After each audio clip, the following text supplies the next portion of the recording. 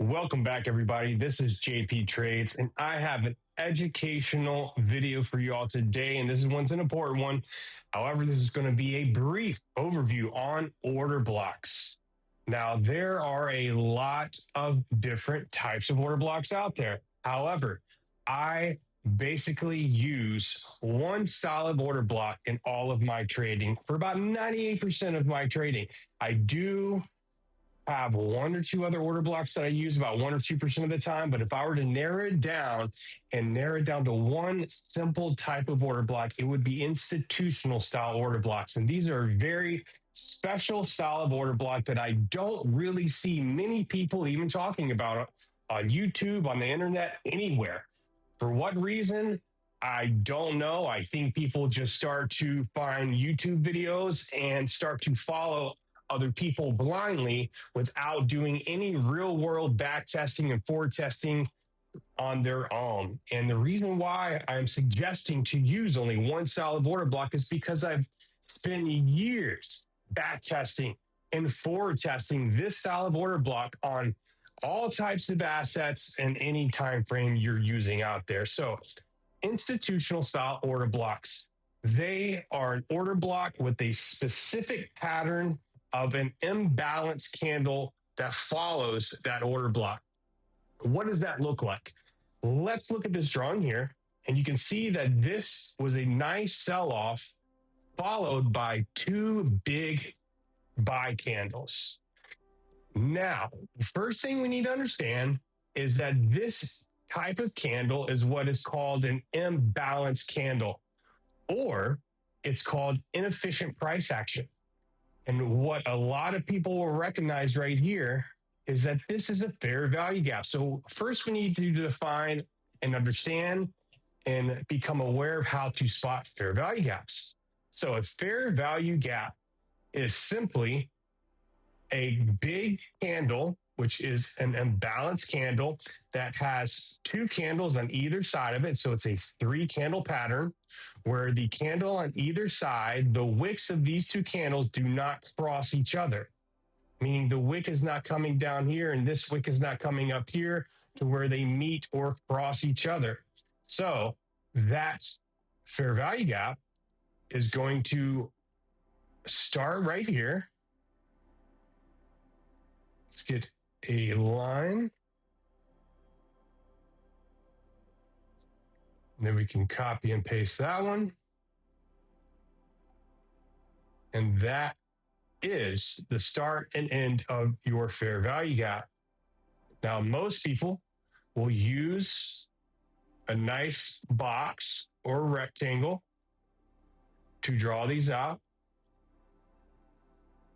And this area is your fair value gap. So again, it's between this first wick and this second wick, which is marking out the imbalance area of this middle candle. Now the order block itself is the last sell before the big buy happens. So in fact, we would be marking out the low of this wick all the way to the high of this wick. So again, we'll mark this out using lines first, so you can see where I'm looking at specifically. Low to the high of the wicks, not the candle body, the entire wick to wick, low to high. So again, how we draw these out is this would be a bullish order block or a order block of demand. Now, what I usually do is I use these refined order blocks in some scenarios, and in other scenarios, I will actually combine that order block with the fair value gap just like that. So I'll take the bottom of this order block all the way up to include the entire order block, and then all the way up to the top of the fair value gap. So that's what it'll look like when you combine the order block and fair value gap together. Now, let's go to the actual charts and take a look, and let's spot some of these on our own. So again, I'm going to go through just a few examples to show. And I like to turn my magnet tool on so it automatically catches the top or the high and the low of that candle. This is the last buy before the sell-off that had the imbalance. So that's your order block. However, if you wanted to include the order block and fair value gap, that's what it would look like. So let's go on back and let's just go to some random spots in the chart. Here is another great example. Here's two great examples of order blocks. Here's one. This is going to be the refined order block. And now that is going to be your order block plus fair value gap. Why? Because we are including this imbalance down to this third candle's top wick or the wick high. Same thing with this one here. You can see we traded in nicely here after you had a tap 1, tap 2, tap 3, Wyckoff model 1. You had that market structure shift, and now is your retest. Boom. Okay, let's do some on the demand side since those were all on the supply side. Here's a nice order block of demand. And if you wanted, you could include that entire fair value gap there. Now, let's go back to the very start of this. And this was on the 4-hour. So again, I use all different time frame order blocks. So we have one here at the bottom.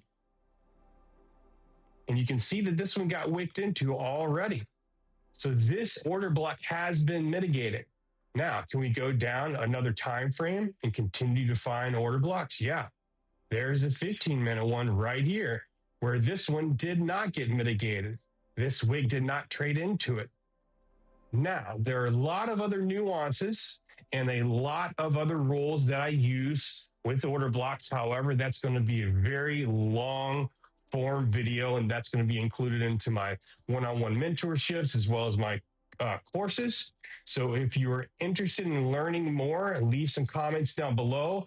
Follow us over to the Nordic Alpha Trading Discord and hop into the chat. Ask questions. If you really want to get serious about trading, DM me or email me about one-on-one mentorships.